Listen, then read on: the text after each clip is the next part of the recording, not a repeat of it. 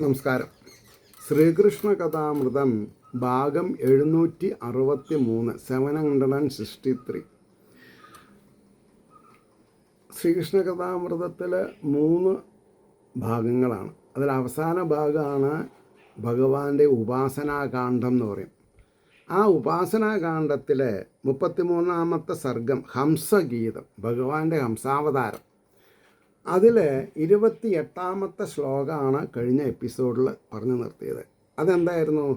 ആത്മോദ്ധാരണ ലക്ഷ്യത്തിൽ അണയാകിൽ അസംശയം ഭുക്തിക്കു മാത്രമല്ലാതെ മുക്തിക്കാവില്ല തീർച്ചയാം. വളരെ സത്യസന്ധമായിട്ടുള്ള വേദാന്ത പ്രകരണങ്ങളാണ്. ഭുക്തിക്കു മാത്രമല്ലാതെ മുക്തിക്കാവില്ല തീർച്ചയാം. ഭുക്തിമുക്തി പ്രദാ ഭഗവാന്റെ പേരാ. ഭുക്തിയും മുക്തിയും തന്ന് രക്ഷിക്കുന്നവൻ. മനസ്സിലായില്ലേ? അപ്പോൾ 29-ാമത്തെ ശ്ലോകം പറയണം. മഹാപണ്ഡിതനാം പേർ കേട്ടവനാം കർമ്മനിഷ്ഠനാം ലോകോപകാരിയാം ദാനശീലനാം പലത് ഈ വിധം. എന്തൊക്കെയാ പറഞ്ഞത്? മഹാപണ്ഡിതനാം പേർ കേട്ടവനാം കർമ്മനിഷ്ഠനാം ലോകോപകാരിയാം ദാനശീലനാം പലത് ഈ വിധം. ലൗകികന്മാർക്ക് കൊണ്ടാടത്തക്ക യോഗ്യതയൊക്കെയും ലൗകികന്മാർക്ക് കൊണ്ടാടത്തക്ക യോഗ്യതയൊക്കെയും വിഷയാസക്തി നീങ്ങായിൽ വെറും നാട്യം മഹാമതേ. ഭഗവാൻ ഉപദേശിക്കുകയാണ്. ഉദ്ധവ, ഇത് മനസ്സിലാക്കും. എന്താ? വിഷയാസക്തി നീങ്ങിയിട്ടില്ലെങ്കിൽ ലോകോപകാരിയായിട്ട് കാര്യമില്ല, മഹാപണ്ഡിതനായിട്ട് കാര്യമില്ല, പേര് കേട്ടവനായിട്ട് കാര്യമില്ല, കർമ്മനിഷ്ഠനായോണ്ട് കാര്യമില്ല, ദാനശീലനായിട്ടും കാര്യമില്ല. ഈ ഗുണങ്ങളേനൊക്കെ നിഷ്പ്രഭാക്കും ആര്? വിഷയാസക്തി ഉണ്ടെങ്കിൽ. അപ്പോൾ പറഞ്ഞു വെറും നാട്യം മഹാമതേ എന്നാണ് പറഞ്ഞത്. ഉൾപ്പൂവിൽ അത് അകന്നീടിൽ ഒന്നും ചെയ്യേണ്ടതില്ലവൻ. ഈ വിഷയാസക്തി ഉൾപ്പൂവിൽ നിന്ന് അകന്നിട്ടുണ്ടെങ്കിൽ പിന്നെ ആ വ്യക്തി ഒന്നും ചെയ്യേണ്ട ആവശ്യമില്ല. നാരായണം ഭജേ നാരായണം ഭജേ നാരായണം ഭജേ നാരായണം ഭജേ. നാരായണനെ ഭജിച്ചുകൊണ്ടിരുന്നാൽ മതി. പിന്നെ അതുകൊണ്ടാണ് പറഞ്ഞത് ഉൾപ്പൂവിൽ അതകന്നീടിലൊന്നും ചെയ്യേണ്ടതില്ലവൻ. ആത്മസ്വരൂപനായി തന്നെ വിളങ്ങും കൃതകൃത്യനായി. ആത്മസ്വരൂപനായിട്ട് സന്തോഷത്തോടുകൂടി ആനന്ദാതിരേകത്തോടുകൂടി ആനന്ദവിവശതയോടുകൂടി പരമാനന്ദ സ്വരൂപനായിട്ട് എന്നൊക്കെ അർത്ഥം പറയാം. അല്ലെങ്കിൽ പിന്നെ ജ്ഞാനസ്വരൂപനായിട്ട് ഒക്കെ ആത്മസ്വരൂപനായി തന്നെ വിളങ്ങും കൃതകൃത്യനായി. പിന്നീട് അവന് വിധികളൊന്നും ബാധകമായി വരാം. വിധികൾ ബാധകം എപ്പോഴാണ്? വിഷയാസക്തി കഴിയുന്നത് വരെ. വിഷയാസക്തി ഒഴിഞ്ഞാൽ പിന്നെ വിധികളൊന്നുമില്ല. ഉണ്ടാണ്ടിരുന്നാൽ മതി. കർമ്മകാണ്ഡങ്ങളകിലം സാമാന്യർക്കു വിധിച്ചതാം. സാധാരണക്കാർക്ക് വേണ്ടിയിട്ടാണ് കർമ്മകാണ്ഡങ്ങൾ. ജ്ഞാന ചക്ഷുസ് തുറന്നു കഴിഞ്ഞാൽ, ജ്ഞാന അറിവാകുന്ന കണ്ണ് തുറന്നു കഴിഞ്ഞാൽ പിന്നെ കർമ്മം ചെയ്യേണ്ട ആവശ്യമില്ല. നാരായണം ഭജ മതി. ദേവമർത്യാദിയോ, ദേവന്മാരായിക്കോട്ടെ മർത്യന്മാരായിക്കോട്ടെ, ബാല്യാദിയോ കുട്ടികളായിക്കോട്ടെ, ദുഃഖസുഖാദിയോ പരമാത്മാംശമാം ജീവൻ എന്നും ഇല്ലായക കാരണം. പരമാത്മാവിൻ്റെ അംശമായിരിക്കുന്ന ജീവന് വേറെ ഒന്നും വേണ്ട.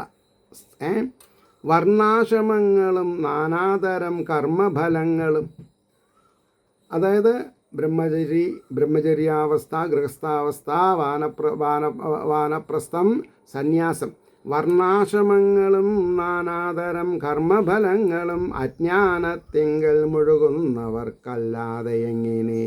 അജ്ഞാനത്തിൽ മുഴുകിയിരിക്കുന്നവർക്കുള്ളതാണ് ഇതൊക്കെ. സ്വപ്നാവസ്ഥയിലുണ്ടായ സുഖദുഃഖങ്ങൾ വല്ലതും ഉറങ്ങിയിടുന്നവർക്കല്ലാതില്ലല്ലോ തെല്ലും ഉദ്ധവ. എൻ്റെ പ്രിയ ഭക്ത ഉദ്ധവ, ഒരു കാര്യം മനസ്സിലാക്കൂ. ഉറങ്ങുന്നവനെ സ്വപ്നമുള്ളൂ, ഉറങ്ങാത്തവൻ എങ്ങനെ സ്വപ്നം? സ്വപ്നാവസ്ഥയിലുണ്ടായ സുഖദുഃഖങ്ങൾ വല്ലതും ജാഗ്രതാവസ്ഥയിലുള്ളവനില്ല. ഉറങ്ങിയിടുന്നവർക്കല്ലാതില്ലല്ലോ തെല്ലും ഉദ്ധവാം. ജാഗ്രത്തിൽ നിമിഷം തോറും ഭാവം മാറും പലതരം. ഒരു കുട്ടി കളിച്ചുകൊണ്ടിരിക്കുന്ന സമയത്ത് പാരൻസ് കുട്ടീനെ കൗതുകത്തോടു കൂടി നോക്കിയിരിക്കും. കുട്ടി വികൃതി അടിക്കാൻ തുടങ്ങിയാലോ ദേഷ്യമായി. അപ്പോൾ ഈ ഭാവങ്ങൾ എങ്ങനെയാണ് മാറണത്? തൻ്റെ കണ്ണിന് ഒബ്ജക്റ്റായിരിക്കുന്ന തൻ്റെ മകൻ്റെ വൈവിധ്യമാകുന്ന അവസ്ഥകൾ കാണുമ്പോഴാണ് ഈ ഭാവവ്യത്യാസം വരുന്നത്, അല്ലേ? അപ്പോൾ ജാഗ്രത്തിൽ നിമിഷം തോറും ഭാവം മാറും പലതരം ശബ്ദരൂപാതയിൽ തങ്ങി നിൽപ്പതും സ്വപ്നവേളയിൽ വാസനാരൂപമായുള്ളിൽ കാൺമതും. ഈ സ്വപ്നം കാണുന്നത് വാസനാരൂപമാണെന്നാണ്. ഇതറിഞ്ഞു കഴിഞ്ഞാൽ സ്വപ്നം കണ്ടു എന്നുള്ളത് പറയില്ല ഒരാൾ. എന്നെ ഒരാൾ കത്തിയെടുത്ത് കുത്തണ് കണ്ടു സ്വപ്നത്തിലെന്ന് പറഞ്ഞാൽ ഞാൻ എന്തോ ഭയക്കനുണ്ട് അതാണ് എനിക്ക് കാണിച്ചു തരുന്നത്, അല്ലേ? അപ്പോൾ സ്ത്രീസുഖം അനുഭവിച്ചു ഉറക്കത്തിൽ പുരുഷന്മാർ, അല്ലെങ്കിൽ പുരുഷന്മാർ സ്ത്രീസുഖം അനുഭവിച്ചു, സ്ത്രീകൾ പുരുഷസുഖം അനുഭവിച്ചു എന്ന് കണ്ടാൽ, സ്വപ്നത്തിൽ കണ്ടാൽ അതിൻ്റെ അർത്ഥം എന്താ?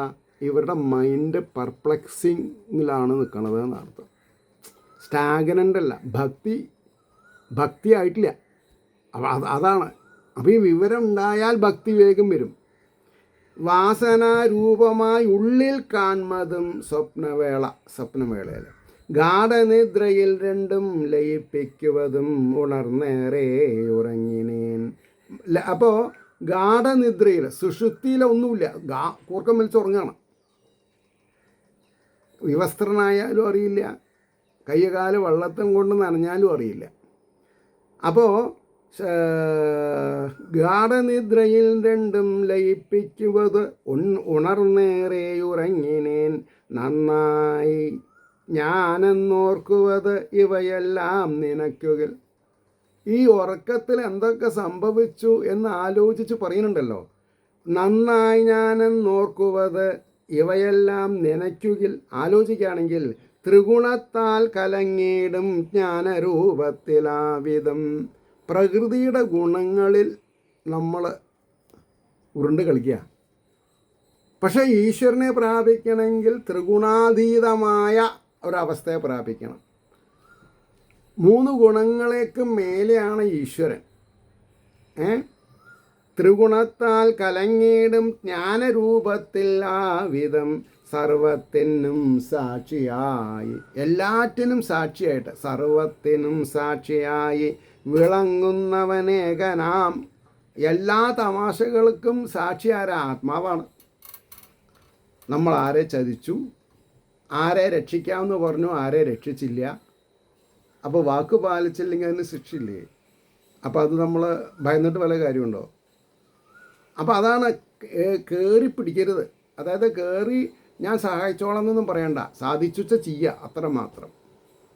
ആഗ്രഹം കൊടുത്തിട്ട് അത് നിറവേറ്റാതെ കണ്ടിരിക്കണേക്കാളും നല്ലത് പരമർശമുണ്ട്. അപ്പോൾ സർവത്തിനും സാക്ഷിയായി വിളങ്ങുന്നവൻ ഏകനാം ബ്രഹ്മം. ജാഗ്രതാദികൾ ഈ 3 ഗുണകാര്യങ്ങൾ മാത്രമാം. ജാഗ്രൽ സ്വപ്ന സുഷുപ്തി എന്ന് പറഞ്ഞത് ഗുണകാര്യങ്ങൾ മാത്രം. ഈ ത്രിഗുണങ്ങൾ ഉണ്ടാവതും ക്ഷണികവും നശിക്കുന്നതുമാകയാൽ അതായതുള്ളിലമ്മട്ടോ വന്നൊരജ്ഞാനവായ്പിനാൽ. അതായത് ഉള്ളിൽ എമ്മട്ടോ വന്നൊരജ്ഞാനവായ്പ. അറിവില്ലായ്മ കൊണ്ടാണ് എല്ലാ പ്രശ്നവും ഉണ്ടാവണമെന്നാണ് പറഞ്ഞത്. അറിവില്ലാണ്ടിരിക്കണമെന്ന് ആരാ പറഞ്ഞത്? അറിവ് വർദ്ധിപ്പിച്ചൂടെ? എന്തുകൊണ്ട് ചെയ്യണില്ല? എല്ലാവർക്കും ഒരേപോലെയല്ലേ ആഗ്രഹങ്ങളും അഭിലാഷങ്ങളും? മാത്രം തോന്നുവതാണല്ലാതുണ്ടായിട്ടില്ലൊരിക്കലും. ഈ ഭയം സത്യത്തിൽ നമ്മളുണ്ടാക്കിയിട്ടുള്ളതാണ്. ഭയം എന്ന് പറഞ്ഞ സാധനമില്ല. കാമ ക്രോധ മത മത്സര ലോഭ ഭയം എന്നാണ് പറയുന്നത്. കാമം തന്നെ ഇല്ലെങ്കിൽ പിന്നെ എങ്ങനെ ഭയം ഉണ്ടാവണത്? എങ്ങനെ ക്രോധം ഉണ്ടാവുക? കാമക്രോധ മതം എങ്ങനെ ഉണ്ടാവും? ലോഭം എങ്ങനെ ഉണ്ടാവും? അപ്പോൾ ഞാൻ തന്നെയാം ജീവനിൽ ഈ മൂന്നവസ്ഥകൾ നീങ്ങുവാൻ. എൻ്റെ അനുഗ്രഹം ഉണ്ടെങ്കിൽ ഈ മൂന്നവസ്ഥകളിൽ നിന്ന് നിങ്ങൾക്ക് രക്ഷപ്പെടാം. പക്ഷേ എൻ്റെ അനുഗ്രഹത്തിന് പാത്രീഭൂതരാവണം നിങ്ങൾ. മുൻ ചൊല്ലിയ വിധം സത്വം വളർത്താൻ ഉദ്യമിക്കുക. മുൻ ചൊല്ലിയ വിധം സത്വഗുണം വളർത്താൻ ഉദ്യമിക്കുക. സജ്ജനാനുഗ്രഹം, തീർത്ഥാടനം, പുണ്യവിചിന്തനം, അല്പകാര്യത്തിൽ വൈരാഗ്യം, ഭക്തിജ്ഞാന പരിശ്രമം, ഗുരുപദേശം മുമ്പായ മഹാഭാഗ്യങ്ങളാർന്നവൻ. അപ്പോൾ രക്ഷപ്പെടണമെങ്കിൽ മഹാഭാഗ്യം വേണം. എന്തൊക്കെയാണ് വേണ്ടത്? ഗുരുപദേശം വേണം. അതിൻ്റെ മുന്നേ ഭക്തിജ്ഞാന പരിശ്രമം വേണം, വൈരാഗ്യം വേണം, പുണ്യവിചിന്തനം, പുണ്യത്തെപ്പറ്റി വിശേഷമായിട്ട് ചിന്തിക്കണം, തീർത്ഥാടനം വേണം, സജ്ജനാനുഗ്രഹം വേണം. ഇതൊന്നുമില്ലാതെ കണ്ട് മാളിൽ പോയിട്ട് ആ സാധനം ഉണ്ടോ ഈ സാധനം ഉണ്ടോ എന്ന് ചോദിച്ചാൽ അവന് ഓർമ്മ ഉണ്ടാവില്ല. അവൻ കമ്പ്യൂട്ടറിൽ നോക്കിയിട്ട് പറയും this is out of stock, this is there. അപ്പോൾ നമ്മുടെ ഇൻ്റലിജൻസ് പരിപൂർണ്ണമാകുമ്പോഴാണ് ഈശ്വരാധീനം ഉണ്ടാവുക. ഇൻ്റലിജൻസ് ഇല്ലെങ്കിൽ പിന്നെ എങ്ങനെ? അപ്പോൾ സർവസംശയവും തന്നെത്താനകന്നീടും ആവിധം. വേറൊരാളും വേണ്ട. ഗുരുപദേശം കിട്ടിക്കഴിഞ്ഞാൽ സ്വയം പ്രവർത്തിക്കുക, സ്വയം പ്രവർത്തന മണ്ഡലം ക്ലീനാക്കുക. സർവസംശയവും തന്നെത്താനകന്നിടും ആവിധം ആത്മാവായുള്ളിൽ മിന്നീടും എന്നെ തന്നെ ഭജിച്ചിടും. ഭഗവാനെ അമ്പലത്തിൽ പോയി ഭജിക്കാനല്ല പറഞ്ഞത്. ഭഗവാനെ, ബ്രഹ്മസ്വരൂപമായിരിക്കുന്ന ഭഗവാനെ, അവരവരുടെ ആത്മാവായിട്ടിരിക്കുന്ന ചൈതന്യത്തിനെ നിങ്ങൾ എന്നെ തന്നെ ഭജിച്ചിടും. പക്ഷേ കലികാലത്ത് മനുഷ്യന്മാരെ ചൂഷണം ചെയ്യുന്ന ഒരു വിഭാഗക്കാർ, അങ്ങനെ പറയണം, എന്തിനും ഏതിനും ഞങ്ങൾ രാശി വെച്ചു, അത് കണ്ടു ഇത് കണ്ടു. ആകെ 27 നക്ഷത്രക്കാരേ ഉള്ളൂ. ഒരു മാസം ഒരു 7 ആളെ ഗുണം പറഞ്ഞാൽ അടുത്ത പ്രാവശ്യം വേറെ 7 ആൾക്ക് പറയും. അത്രയേ ഉള്ളൂ. ഇതൊക്കെ പരിശ്രമിക്കാത്തവന് ജാതകം നോക്കിയിട്ട് എന്താ കാര്യം? പരിശ്രമം ചെയ്യാത്തവന് ജാതകം നോക്കിയിട്ട് കാര്യമില്ല. അപ്പോൾ സർവസംശയവും തന്നെത്താനകന്നിടും. വേറൊരാളെ കൊണ്ടും ചെയ്യാൻ പറ്റില്ല. തന്നെത്താനകന്നിടും ആവിധം ആത്മാവായുള്ളിൽ മിന്നീടും എന്നെ തന്നെ ഭജിക്കലും ഞാനാം ജീവനിൽ ഈ വണ്ണം. ഇതിലും മീതെ ക്ലിയറായിട്ട് എങ്ങനെയാണ് പറയാം ഭഗവാൻ? ഞാനാം ജീവനിൽ ഈ വണ്ണം ദേവമർത്യ മൃഗാദിയായി പണ്ഡിതൻ പാമരൻ വിപ്രൻ ദരിദ്രൻ ധനവാൻ കൃഷൻ ഞാൻ നീ അവൻ ഇവൻ നിൻ്റേത് എൻ്റേത് മറ്റേവൻ ഈ വിധം അസംഖ്യ ജന്മങ്ങൾ മുതൽ കുറച്ചുള്ളവയൊക്കെയും. ഈ ഭേദഭാവനയൊക്കെ അജ്ഞാനം കൊണ്ട് വരുന്നതാണ്. എല്ലാം ഈശ്വരൻ്റേതെന്ന് പറയണമെന്നുണ്ടെങ്കിൽ നമ്മൾ വളരെയധികം പഠിച്ചിരിക്കണം. എന്തിനും ഏതിനും പ്രതികരിക്കില്ല. എല്ലാം അറിഞ്ഞു കഴിഞ്ഞാൽ മിണ്ടാണ്ടിരിക്കും. അതാണ് പറഞ്ഞത്. അപ്പോൾ പണ്ഡിതൻ പാമരൻ വിപ്രൻ ദരിദ്രൻ ധനവാൻ കൃഷൻ ഞാൻ നീ അവൻ ഇവൻ നിൻ്റേത് എൻ്റേത് മറ്റേവൻ ഈ വിധം അസംഖ്യ ജന്മങ്ങൾ മുതൽ കുറിച്ചുള്ളവയൊക്കെയും മനസ്സാൽ മാത്രമുളവായി. മനസ്സ് ഈശ്വരാർപ്പണമല്ലാതെ ഇരിക്കുമ്പോഴാണ് ഈ വിപരീതങ്ങളൊക്കെ വരിക. ഈശ്വരോപാസനയിൽ മനസ്സ് ലയിച്ചു കഴിഞ്ഞാൽ ആ മനസ്സിൽ ഈ പറഞ്ഞ പ്രശ്നങ്ങളൊന്നും വരില്ല. മനസ്സാൽ മാത്രമുളവായി തീർന്നതാം കേവലം ഭ്രമം പരമാത്മാവിൽ ഈ വിപ്രത്വാദിയോ സുഖദുഃഖമോ. ബ്രാഹ്മണ ക്ഷത്ര വൈശ്യ ശൂദ്രനൊന്നും ഭഗവാനില്ല ഹേ. ഇതാണ് നമ്മൾ മനസ്സിലാക്കേണ്ടത്. പരമാത്മാവിൽ ഈ വിപ്രത്വാദിയോ സുഖദുഃഖമോ ഉണ്ടായിട്ടില്ല. അതെന്നെന്നും സച്ചിദാനന്ദപൂർണമാം ഈശ്വരൻ സച്ചിദാനന്ദപൂർണനാണ്, സച്ചിദാനന്ദപൂർണനാണ്, സച്ചിദാനന്ദപൂർണനാണെന്ന് പറഞ്ഞു കഴിഞ്ഞാൽ പിന്നെന്ത് സുഖദുഃഖങ്ങളാണ് അവിടെ ഉള്ളത്? ആരാ പണ്ഡിതൻ, ആരാ പാമരൻ? ആനന്ദം, പരമാനന്ദം, സച്ചിദാനന്ദം, ചിന്മയാനന്ദം എന്നൊക്കെ പറഞ്ഞാൽ അതൊരവസ്ഥയല്ലേ? ബ്രഹ്മത്തിനാശ്രയം മറ്റൊന്നല്ലെന്നോർക്കേണം ഉദ്ധവ. ഹേ ഉദ്ധവ, ബ്രഹ്മത്തിന് ആശ്രയം മറ്റൊന്നല്ല എന്നോർക്കേണം. അവരവരെന്നെയാണ്. ജ്ഞാനസ്വരൂപനാം ആത്മാവ് ഏകനെ തന്നെ കാണുകയാം. ജ്ഞാനസ്വരൂപനാം ആത്മാവ് ഏകനെ തന്നെ കാണുകയാം. ബഹുരൂപങ്ങളാർന്നിടുന്നവനെ പോലെ മായയാൽ. ഒരേ വ്യക്തി പല രൂപമെടുക്കുമ്പോൾ അത് മായയായിട്ട് മാറി. നാനാത്വത്തിൽ ഏകത്വം കണ്ട് നിന്മതിയിലിരിക്കുകയാണെങ്കിൽ അവൻ കേവന. ഒരു വ്യക്തി പരിഭ്രമം കൊണ്ട് ഏകനെ നാനാത്വമായിട്ട് കാണുന്നതാണെങ്കിൽ അവനാണ് ഭരണപരിഷ്കാരം വേണ്ടത്. പറഞ്ഞോ? ജ്ഞാനസ്വരൂപനാത്മാവേകനെ തന്നെ കാണുകയാം. ബഹുരൂപങ്ങളാർന്നിടുന്നവനെ പോലെ മായയാൽ. പാപവും പുണ്യവും മറ്റും ഉൾത്തിങ്ങിടുക കാരണം ഉള്ളിൽ പാപഭയമാവുന്ന അവസ്ഥ. അതാണ് പുണ്യപാപങ്ങളായിട്ട്. പാപവും പുണ്യവും മറ്റും ഉൾത്തിങ്ങിടുക കാരണം അതിവേഗത്തിനാൽ കണ്ടും കാണാതെയും അതേവിധം. ഒരു വസ്തു, ഇന്നലെ ഒരു തമാശ ഉണ്ടായി. ഇന്നലെ ഒരു ബ്രൗണിഷ് കളറാണ് എൻ്റെ പേഴ്സ്. അപ്പോൾ അതിൽ കാശ് വെച്ചിട്ടുണ്ട്.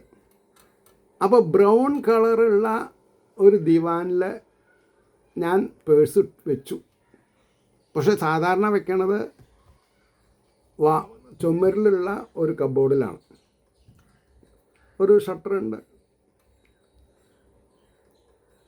അവളെ കുറിച്ച്, മിസ്സിസിനെ കുറിച്ച് ദേഷ്യപ്പെട്ടു. ഞാൻ സ്വയം ദേഷ്യപ്പെട്ടു. കാരണം ഭാഗവത ക്ലാസ് നടക്കുകയാണ്, പാലിൻ്റെ ആൾക്ക് കാശ് കൊടുക്കണം. അയാൾ വിളിച്ചു വരുത്തുക ചെയ്തത്. അയാൾ വരാൻ ഹെസിറ്റേറ്റ് ചെയ്തിരിക്കുകയാണ്. ക്ലാസ് നടക്കല്ലേ, പിന്നെ ആവാമെന്ന് വിചാരിച്ചിട്ട്. ഞാൻ നല്ല വരൂ, കൊണ്ടുപോയിക്കോളൂ. എങ്ങനെയുണ്ട്? മോള് പോയി നോക്കി. മുകളിലും പല സ്ഥലത്തും വെക്കാറുണ്ട് സ്ഥലം. അവിടെയൊക്കെ പോയി നോക്കി. താഴ്ത്ത് വന്നു. പിന്നെയും മുകളിൽ പോയി നോക്കി. പിന്നെ അവൾ ഇതാ കിടക്കണു. അപ്പോൾ അവളും കണ്ടിട്ടില്ല, ഞാനും കണ്ടിട്ടില്ല. അപ്പോൾ ഈ പരിഭ്രമം വരുമ്പോൾ കാണേണ്ട വസ്തുവിനെ നമ്മൾ കാണില്ല. അപ്പോൾ നമ്മളൊരു സാധനം തിരയുമ്പോൾ എപ്പോഴും ശാന്തമായിട്ട് തിരയണം. പക്ഷെ അപ്പോൾ സമയമാണ് പ്രശ്നം ഉണ്ടാക്കുന്നത്. അതുകൊണ്ടാണ് പിന്നെ അതിവേഗത്തിനാൽ കണ്ടും കാണാതെയുമതേ വിധം ഒന്നുതാൻ നൂറായി തോന്നും വേഗത കാരണം. ഒരു തീപന്തത്തിന് എത്രത്തോളം സ്പീഡിൽ തിരിക്കണു, അപ്പോൾ നമ്മൾക്ക് അതൊരു റിങ്ങായിട്ട് തോന്നും. അഗ്നി ഒരു റിങ്ങായി. ആ വേഗത കമ്മിയായാലോ ഒരു പോയിന്റിൽ പന്തം നിൽക്കും. അത്ര വിചാരിച്ചാൽ മതി. ഒന്നുതാൻ നൂറായി തോന്നും വേഗത കാരണം വട്ടം ചുഴറ്റും തീക്കൊള്ളി കണക്ക് എങ്ങും നിറഞ്ഞതായി. ആലോചിച്ച് നോക്കണം. സ്വപ്നത്തിലൊരുവൻ പിച്ചതണ്ടിയിടുന്നവനാകിലും സ്വപ്നത്തിലൊരുവൻ പിച്ചതണ്ടിയിടുവനാകിലും ധനവാനാകിലും രണ്ടും ഉണർന്നീടിൽ അസത്യമാം. സാമാന്യക്കാരനാവാം. അവൻ രണ്ട് എക്സ്ട്രീം മനസ്സിൽ വിചാരിക്കുകയാണ്. ഞാൻ പിച്ച തെണ്ടുന്നതായിട്ട് തോന്നി, ധനവാനായിട്ടും തോന്നി. അത് രണ്ടും അല്ല സത്യം. എന്താണ് അതാണ് സത്യം. എന്ത് കണ്ടു അത് സത്യമല്ല. അവനവൻ കണ്ടതന്നെ സത്യമല്ല എന്ന് പറഞ്ഞാൽ വേറൊരാൾ കണ്ടതല്ല, അവനവർ കണ്ടതന്നെ സത്യമല്ല. സ്വപ്നത്തിൽ കണ്ടു. സ്വപ്നത്തിൽ രാജാവായിരുന്നു, രാജ്ഞിയോടൊപ്പം പോയി എന്നൊക്കെ പറയാമെന്നല്ലാണ്ട് പറ്റുമോ? ആലോചിച്ച് നോക്കൂ. അപ്പോൾ ഇവിടെ എന്താ പറഞ്ഞത്? സ്വപ്നത്തിലൊരുവൻ പിച്ചതണ്ടിയിടുന്നവനാകിലും ധനവാനാകിലും രണ്ടും ഉണർന്നീടിൽ അസത്യമാം. ആകയാൽ ആകയാൽ ഈ വെറും സ്വപ്നത്തിങ്കൽ നിന്നുണരാനുടൻ, അതായത് അജ്ഞതയാണ് സ്വപ്നം, അറിവാണ് ഉണർവ്. അപ്പോൾ ആകയാൽ ഈ വെറും സ്വപ്നത്തിങ്കൽ നിന്നുണരാനുടൻ ഉദ്യമിക്കണം ഉത്സാഹപൂർവകം സത്വനിഷ്ഠനായി. നമ്മൾക്ക് നമ്മളോട് തന്നെ ഒരു വാശി ഉണ്ടാവണം. ഇപ്പം ഞാൻ അങ്ങനെ ഉണ്ടായത്. എൻ്റെ അഭിമന്യ പിതാവ് പട്ടാമ്പി പടിഞ്ഞാറേമഠം ദേവസ്വം 42 വർഷക്കാലം 73ക്ക് മുന്നേ അങ്ങനെ പറയാം, അല്ലെങ്കിൽ 70s മുന്നേ. അപ്പോൾ അദ്ദേഹവും ഞങ്ങളുടെ നാട്ടിലെ വളരെ പേര് കേട്ട ഒരു MP ഉദയവർമ്മൻ, അദ്ദേഹം അഡ്വക്കേറ്റാണ്. അദ്ദേഹത്തിൻ്റെ അച്ഛൻ 1 കിലോമീറ്റർ നടന്നു വന്നിട്ടാണ് പുഴയിൽ കുളിച്ചിട്ട് ഗുരുവായൂരപ്പനെ തൊഴുത് പോവുക. അപ്പോൾ ഇവർ രണ്ടാളും കൂടി ഇങ്ങനെ സംസാരിക്കും, 20 മിനിറ്റ് 30 മിനിറ്റൊക്കെ സംസാരിക്കും. രണ്ടുപേരും തിരക്കുള്ള ആളാണ്. എൻ്റെ അച്ഛനും അതെ, അദ്ദേഹം അതെ. അപ്പോൾ നമ്മൾ അറിയണം എന്താണ് ഇവർ തമ്മിൽ ഇത്ര സംസാരിക്കുന്നത്. ഒക്കെ രാമായണവും ഭാഗവത കാര്യം. അപ്പോൾ നമ്മളെ കുഞ്ഞ് മനസ്സിൽ തോന്നുകയാണ് ഇവരെ പോലെ സംസാരിക്കാൻ കഴിവുള്ളവനാവണം. അതാണ് സത്യം. അപ്പോൾ അതിനുള്ളൊരു ത്വരിത കൂടും. അതിങ്ങനെ ഒരു എന്താണെന്നാ പറയുക, നമ്മുടെ മനസ്സിലിങ്ങനെ സപ്രസ് ചെയ്ത് കൊണ്ട് നടത്തുകയാണ്. അതേപോലെ ആവണം. സ്റ്റെനോഗ്രാഫറായി അത് വേറെ കാര്യം. അത് മുട്ടിട്ട് വളരണത് എപ്പോഴാണ്? 95-ൽ എൻ്റെ ഗുരുനാഥൻ എന്നെ വന്ന് ഉപദേശം തന്ന് ഉണർത്തുന്നത് വരെ അതിങ്ങനെ എന്താണെന്നാ പറയുക, മണ്ണിൽ പൊതഞ്ഞ് കിടക്കുകയാണ്. പിന്നെ അതിങ്ങനെ സടകുടഞ്ഞ് എഴുന്നേറ്റു തന്നെ, അത്രയേ ഉള്ളൂ. അപ്പോൾ നമ്മുടെ ഉദ്ദേശം എന്താ? അവരെ പോലെ അവരെന്താ സമ്പാദിച്ചത്? സൽപ്പേര്. ഞാനും അത്രേ സമ്പാദിക്കുന്നുള്ളൂ, സൽപ്പേര്. പക്ഷെ ഭഗവാൻ എനിക്ക് ലൗകികത്തിൽ എനിക്ക് 2 കുട്ടികളെ വിദ്യസ്തരാക്കി നല്ല നിലയിൽ കൊണ്ടു നടത്തി തന്നു. അതിനുള്ള എനിക്കുള്ള കടമയും കടപ്പാടും പറഞ്ഞറിയിക്കാൻ വയ്യ. I am always indebted to him, Bhagavan the Almighty.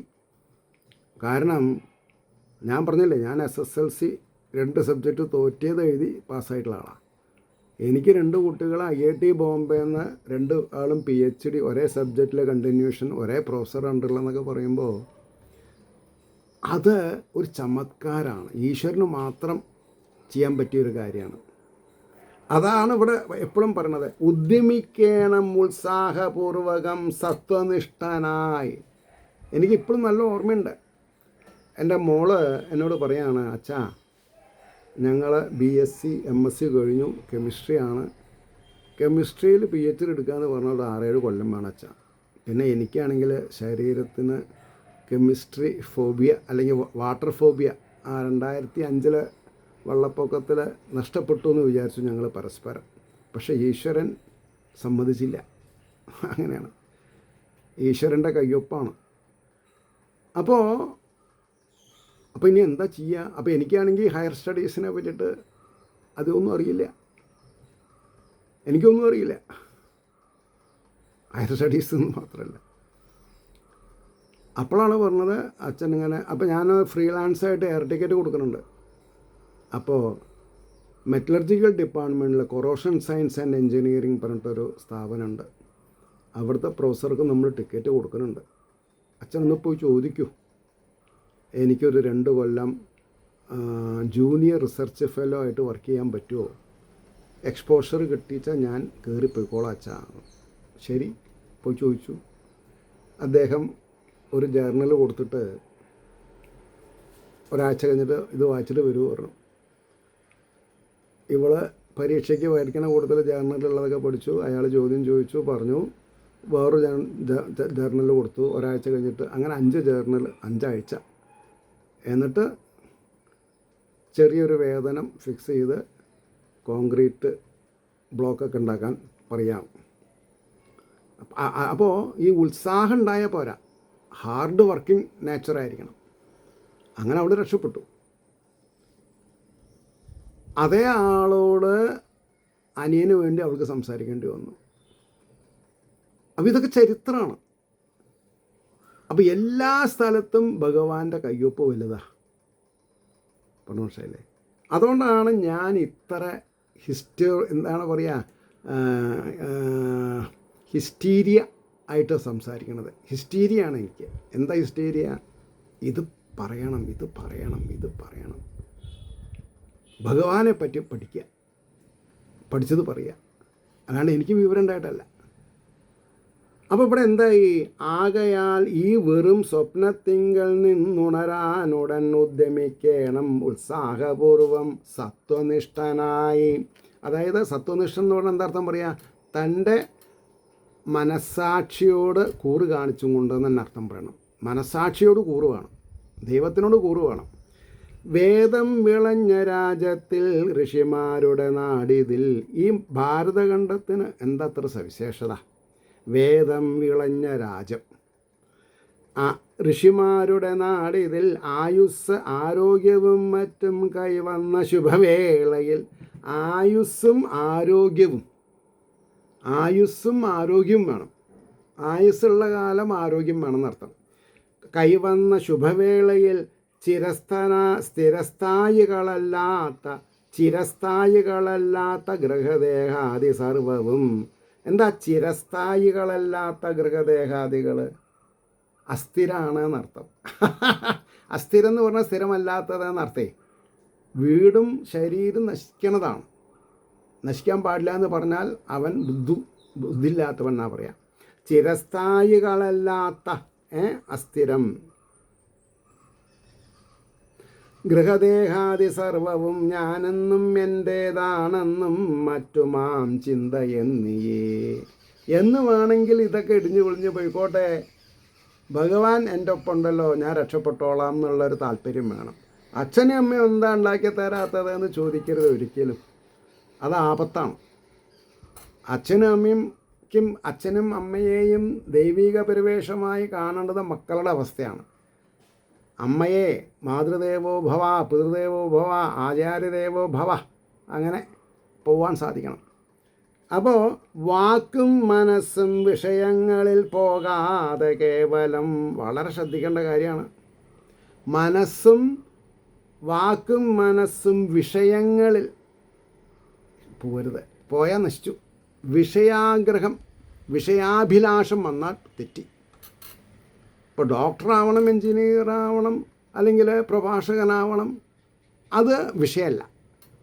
വിഷയം എന്ന് പറഞ്ഞാൽ ചൂത് കളിക്കുക, മദ്യം സേവിക്കുക, പുരുഷൻ സ്ത്രീ സേവ ചെയ്യുക, സ്ത്രീ പുരുഷനെ സേവിക്കുക, അതൊക്കെയാണ്. ആഹാരത്തിൻ്റെ പിന്നാലെ പോവുക, ദൃശ്യത്തിൽ മയങ്ങുക, അതാണ്. അത് മനസ്സിലാക്കണം. എന്താണ് ഈ വിഷയാസക്തി എന്ന് പറഞ്ഞാൽ എന്താണെന്നുള്ളത് അറിയണം. അപ്പോൾ വാക്കും മനസ്സും വിഷയങ്ങളിൽ പോകാതെ കേവലം ആത്മാനന്ദത്തിൽ മുഴുകി തന്നെ നിൽക്കും മഹാശയൻ. വലിയ വലിയ ആശയങ്ങളുള്ള ആൾക്കാർ ഈശ്വര സാക്ഷാത്കാരാണ് അവരുടെ പ്രബന്ധം, അല്ലാണ്ട് ഒന്നുമല്ല. ഇന്ന് ഇപ്പം ഞാൻ സംസാരിക്കുന്നത് 2025 മാർച്ച് 3 തിങ്കളാഴ്ച. നമ്മുടെ കേരളത്തിനെ പിടിച്ച് കുലുക്കിയ 23 വയസ്സുകാരൻ 25 ലക്ഷം കടമായിട്ട് 6 ആൾക്കാരെ കൊന്നു. അതിൽ സ്വന്തം സഹോദരൻ, സ്വന്തം അമ്മ, സ്വന്തം പിന്നെ 2 ആളേനും കൂടി കൊല്ലണമെന്നുണ്ടായിരുന്നു അത്രേ. അതായത് 5 ലക്ഷം രൂപ അവർ കടം ചോദിച്ചു അമ്മയുടെ ചികിത്സയ്ക്ക്. ഏതായാലും ഇവർക്ക് ഇത്ര കടമുണ്ടല്ലോ, ഇനി കൊടുത്താൽ കിട്ടില്ല എന്നുള്ള നിലയ്ക്ക് അവർ കൊടുക്കില്ല എന്ന് പറഞ്ഞു. പക്ഷേ സ്വന്തം അനിയനെ നിഷ്കരുണം തലയ്ക്കടിച്ച് കൊന്നതോടുകൂടി ഇയാൾ സ്വരൂപിച്ച് വെച്ചുള്ള ധൈര്യം സൂക്ഷിച്ചു പോയി. അതുകൊണ്ട് ആ 2 ആൾക്കാരെ കൊന്നില്ല എന്നാണ് പറഞ്ഞത്. അതേമാതിരി വേറെ പ്രശ്നം എന്താ? വിദ്യാർത്ഥികൾ, 9ാം ക്ലാസ് പഠിക്കുന്ന കുട്ടികൾ 10ാം ക്ലാസ്സുകാരനെ തല്ലുക, 10ാം ക്ലാസ്സുകാരൻ 9ാം ക്ലാസ്സുകാരനെ തല്ലുക, അനിഹിലേറ്റ് ചെയ്യുക, ഇല്ലായ്മ ചെയ്യുക. ഇതാണോ പഠിക്കേണ്ടത്? ഇതൊക്കെ ഇങ്ങനെ വരാൻ കാരണം എന്താ? ഇതേപോലെയുള്ള പഠനങ്ങൾ ഇല്ലാതെ കണ്ടായതാണ്. ആർക്കും ആരുടെ മുകളിലും എന്തും കുതിര കയറാം എന്നുള്ളൊരു ഇതായി. അപ്പോൾ ഇവിടെ മനുഷ്യനായിട്ട് ജീവിക്കാൻ ചില ഗുരുത്വങ്ങൾ വേണം. അതിനാണ് ഈ രാമായണവും ഭാഗവതമൊക്കെ പഠിക്കണമെന്ന് പറഞ്ഞത്. കാരണം ഇത്ര ട്രാൻസ്പാരൻ്റ് ആയിട്ടുള്ളൊരു സബ്ജക്റ്റ് വേറില്ല. ഇത് സനാതനധർമ്മത്തിലെ പുരാണങ്ങളും ഇതിഹാസങ്ങളും പ്രൗഡിലി എനിക്ക് പറയാൻ പറ്റും. സോ പ്രൗഡിലി ആരുടെ മുമ്പിൽ ഞാൻ ഈ സബ്ജക്റ്റ് പറഞ്ഞ് മനസ്സിലാക്കി കൊടുക്കാം. കാരണം ഇതൊരു ശരീരശാസ്ത്രമാണ്. Irrespective of the caste and creed, ശരീരശാസ്ത്രമാണ്. ഇത് ഒരു നിയമഗ്രന്ഥമാണ്. പ്രയോഗശാസ്ത്രത്തിൽ കൊണ്ടുവന്ന് രക്ഷപ്പെടേണ്ട ഒരു ശാസ്ത്രമാണത്. സയൻസാണ്, സോഷ്യൽ സ്റ്റഡീസാണ്, മാത്തമാറ്റിക്സാണ്, ഇത് വേദാന്തമാണ്, എല്ലാമാണത്. പറഞ്ഞു ശൈലി. അപ്പോൾ ആഹാരാദിയിൽ അല്പാൽപം വ്യാപരിക്കുന്നതാകിലും അറിഞ്ഞുപേക്ഷിക്കുകയാൽ മയങ്ങില്ല അതിലൽപ്പവും. അവിടെ നിർത്താം. എന്താ പറഞ്ഞത്? അപ്പം മഹാശയന്മാർ ആത്മാനന്ദത്തിൽ മുഴുകി തന്നെ നിലനിൽക്കും. മാത്രമല്ല ആഹാരാദിയിൽ അല്പാൽപം വ്യാപരിക്കുന്നതാകിലും കുറച്ച് കഴിക്കുക. ജീവൻ കടക്കാനുള്ളതേ കഴിക്കാൻ പാടുള്ളൂ. വയറ് നിറച്ച് കഴിക്കരുത്, ആഹാരം കഴിക്കരുത്. പിന്നെയോ വ്യാപരിക്കുന്നതാകിലും അറിഞ്ഞുപേക്ഷിക്കുകയാൽ അണ്ടർ പ്രഷർ നിരാകരിക്കരുത്. സ്വന്തം മനസ്സിന് തൃപ്തിയോടുകൂടി എനിക്ക് ഇത്ര ആഹരിക്കണ്ട എന്ന് വിചാരിച്ചാൽ അവൻ രക്ഷപ്പെട്ടു. അമ്മ പറഞ്ഞിട്ടോ അച്ഛൻ പറഞ്ഞിട്ടോ ഡോക്ടർ പറഞ്ഞിട്ടോ ആഹാരം വേണ്ടെന്ന് വയ്ക്കാൻ പറ്റില്ല. സ്ഥായി അല്ല, അത് അസ്ഥായിയാണ്. അതേമാതിരി തന്നെ സ്മോക്കിംഗ്, ഡ്രിങ്കിങ്, ചൂതുകളി ഒക്കെ നിരാകരിക്കണം. മറ്റുള്ളവനെ പേടിച്ചിട്ടായിരിക്കരുത്. ഈശ്വരനെയും പേടിക്കേണ്ട ആവശ്യമില്ല. ഈശ്വരനോട് പ്രേമം ഉണ്ടെങ്കിൽ പ്രേമത്തോട് കൂടിയിട്ട് ഇതിനെ നിരാകരിച്ചാൽ അവിടെ നിൽക്കുവൻ. അതാണ് ഇതിൻ്റെ സൂത്രം. മനസ്സിലായില്ലേ? ആഹാരാദി അല്പാൽപം വ്യാപരിക്കുന്നതാകിലും അറിഞ്ഞുപേക്ഷിക്കുകയാൽ മയങ്ങില്ല അതിൽ അല്പവും. അവിടെ നിർത്താം. ഏവർക്കും ശ്രീഹരിയുടെ അനുഗ്രഹാശിസ്സുകൾ നിർലോഭം ഉണ്ടാവട്ടെ എന്നും ലോകാസമസ്ത സുഖിനോ ഭവന്തു ആയിരിക്കട്ടെ നമ്മുടെ പ്രാർത്ഥന എന്നും സ്മരിച്ചുകൊണ്ട് വാക്കുകൾ ഉപസംഹരിക്കുന്നു. നാളെ കാണാം. നമസ്കാരം.